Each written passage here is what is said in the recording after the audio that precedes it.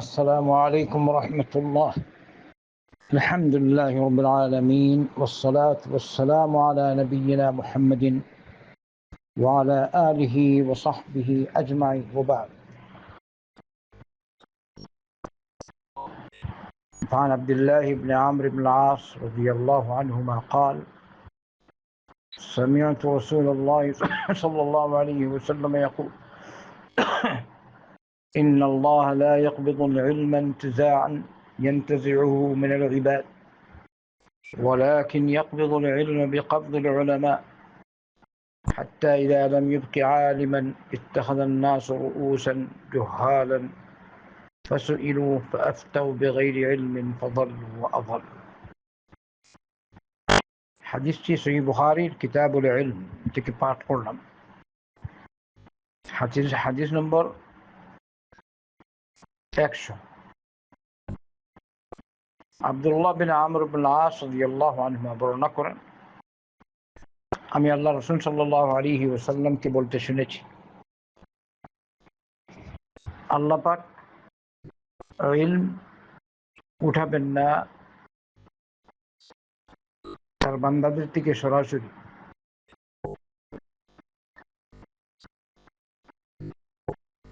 আর মানুষের মন থেকে সরাসরি উঠাবেন না।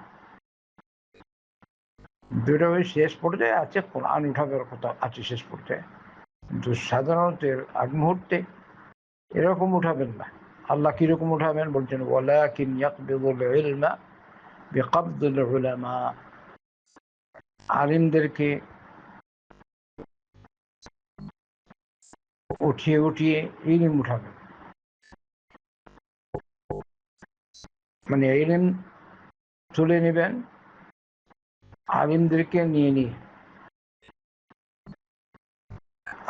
আলিম উলামা যাবেন তো ইলমও তাদের সাথে চলে যাবে। লা ইলাহা ইল্লাল্লাহ।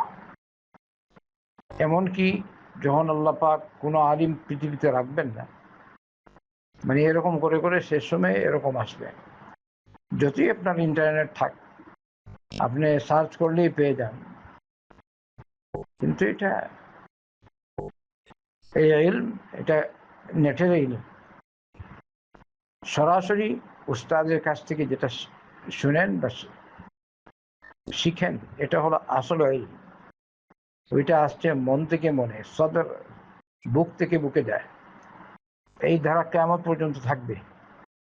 তবে আপনি ওই নেট থেকে আপনি সহযোগিতা গ্রহণ করেন, অসুবিধা নেই, এটা আল্লাহর একটা নিয়ামত, কিন্তু এর উপর নির্ভর না। আলিম উলামাদের সংস্পর্শে থাকবেন সরাসরি, এর দ্বারা আপনি নূর পাবেন। উলামায়ে কেরামের সোহবত, আর এটা নেটের সোহবত, যে কোনো মানুষ বুঝে নেটের সোহবত, তো ওখানে অন্য কিছুই ঢুকে। কিন্তু হাক্কানি আলিম যারা বাস্তবেই আসলেই যারা সত্যের অনুসারী উলামায়ে কেরাম, আসল বেদাতি না, সত্যিকারের সুন্নি, তাদের সংস্পর্শে থাকলে আপনার ইলম বাড়বে, আমল আখলাক ঠিক হবে। নেটে তো সেরকম আখলাকের ইয়ে হয় না। তবে উপকার লাভ করুন, অসুবিধা নেই। আর এরকম অনেকেই উপকার লাভ করছে, আলহামদুলিল্লাহ, ভালো। কিন্তু অবশ্যই উলামাদের সংস্পর্শে থাকতে হবে। আল্লাহ রাসূল সাল্লাল্লাহু আলাইহি ওয়াসাল্লাম বলেন, যখন আল্লাহ পাক আলিম রাখবেন না পৃথিবীতে, তখন মানুষেরা জাহিলদেরকে রাইস বানাবে, নেতা বানাবে। তাইলে বোঝা গেল যে আসল নেতা আলিম উলামা। কিন্তু আমাদের সমাজে তো এরা আলিম না, কি বলে, নেতা না। আলিমদেরকে নেতা মনে করে না মানুষ। ও যে বেনওয়াজ, শক্তি দেখাতে পারে বেশি, আবুল তাবুল বকতে পারে, আর অন্য শব্দ বললাম না, এরাই হচ্ছে নেতা বেশিরভাগ। তবে আছে কিছু আলিম উলামা তো আছেনই, আলহামদুলিল্লাহ, সমাজে কোনো কোনো স্তরে আছে, কিন্তু বেশিরভাগ দেখবেন আপনি ওরা হচ্ছে নেতা। আলিম লা, বর্তমানে তো এটাই অবস্থা। আলিমে ফতোয়া দিল একটা, আর সে এই বাদ দিয়ে কত আলিম দেখেছে বলে উড়িয়ে দেয়। কিন্তু আপনি আলিম ওলামা ইখতিলাফ আছে, কিন্তু আপনি চলবেন কোনটা? আপনি চলবেন যে আলিম কোরআন এবং সুন্নাহ অনুযায়ী মত দিয়েছেন তার মত অনুযায়ী আপনি চলবেন। আচ্ছা, যখন পৃথিবীতে আলিম আল্লাহ পাক রাখবেন না, তখন মানুষেরা জাহিলদেরকে, মূর্খদেরকে নেতা বানাবে, সমাজের আদর্শ পুরুষ মনে করবে এদেরকে। এবারে তাদেরকে জিজ্ঞেস করা হবে, আর তারা বেলা ইলম ফতোয়া দিবে, ইলম নাই, অজ্ঞ অবস্থায় ফতোয়া দিবে।